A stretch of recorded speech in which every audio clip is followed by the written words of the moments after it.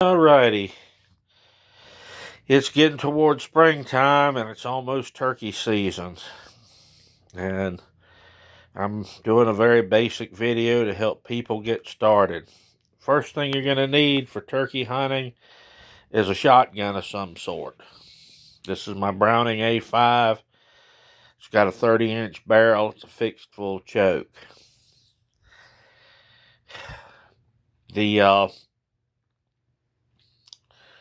shells that pattern really good in this gun are the Remington 2 3/4 inch ounce and a half load of number 5 shot, the Nitro Turkey. Some guns don't like that load, some do. This is a very basic setup. I typically shoot turkeys between 20 and 40 yards. And I don't buy into the super full, extra full turkey tubes as a rule. I hunt in North Florida as a rule, and it's thick brush, and your shots are going to be close. Reason being that I don't buy into that. A lot of times when we try to squeeze an extra yard or two by going to that super duper full choke, we end up over compressing our shot and blowing our pattern out. Another reason, if I'm shooting turkeys close, 20 yards, 25 yards, 30 yards, that's where I typically shoot my birds at. Occasionally I'll have to reach out to 50, and this gun and load combination is more than adequate for that. And again, when we look at that, we're trying to stretch that out for another yard or two, and those up close shots, you might as well be shooting a rifle because you're shooting that type of a pattern. Turkeys typically do 4 things. They eat, they drink, they sleep, and they breed. That's their life cycle.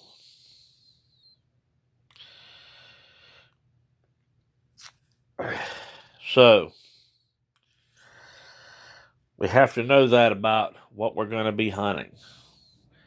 It also helps us to know that turkeys typically move in a circuit through their feeding areas unless they're disturbed.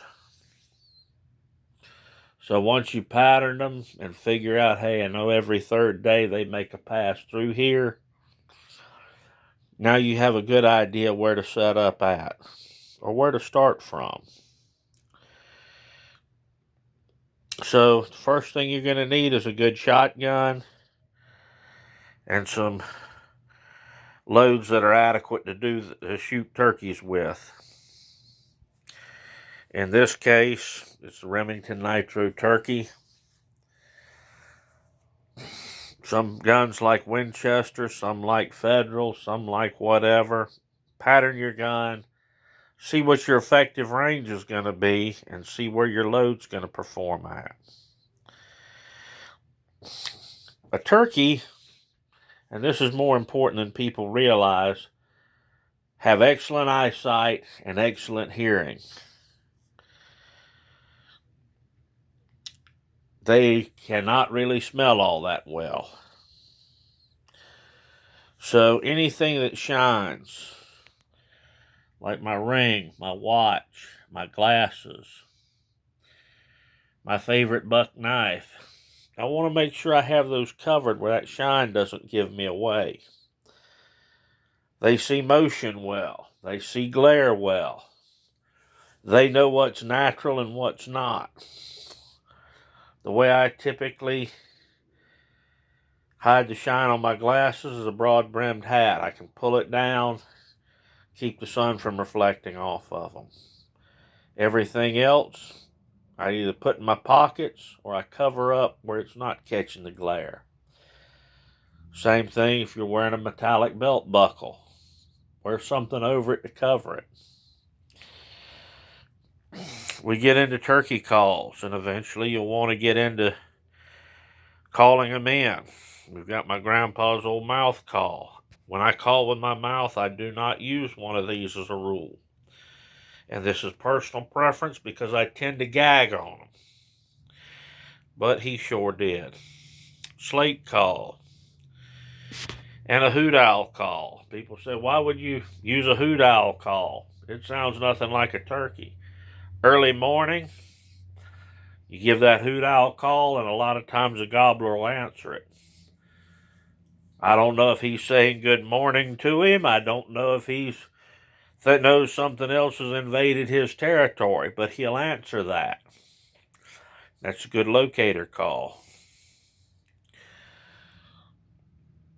So, getting started, fairly easy, fairly simple. Shotgun, shells, keep the glare down. Again, I don't go out for the latest, greatest camouflage.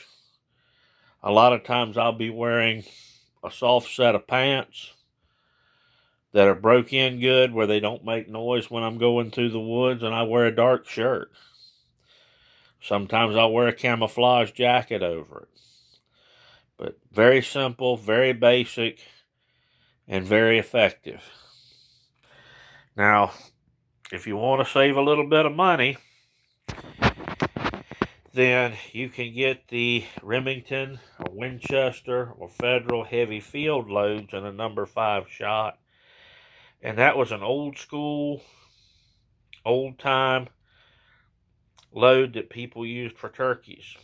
4, 5s, or 6s were typically what they used depending on where they were at, and largely what was available to them. Those number 5s and the heavy field load also shoot very well in this Browning. These just happen to be some loads that I had on hand that I know pattern well in this gun. If I take my 870 out, well, I'm going to take a load that I know patterns in that. If I take one of my other shotguns out, then I'm going to take something that's going to pattern well in that gun.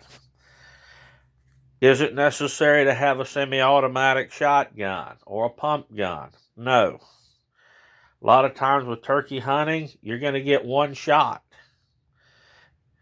You may have to take a second shot, but most likely it's going to be over and done with one. So to save weight and for the sake of simplicity, a lot of times I hunt turkeys with a single shot 12 or 20 gauge. With some of the new 20 gauge loads, I'm not undergunned at 40 yards with a 20. The old 16, if that's what you have, is an excellent choice, particularly with the heavy field loads. So this is kind of a basic beginner's guide. Again, the hat to cover up the glare from the glasses. Keep your shine down off of your watch, rings, jewelry, accessories. A shotgun and ammunition that patterns well. And maybe some calls. And get out in the woods and enjoy the season. Later on.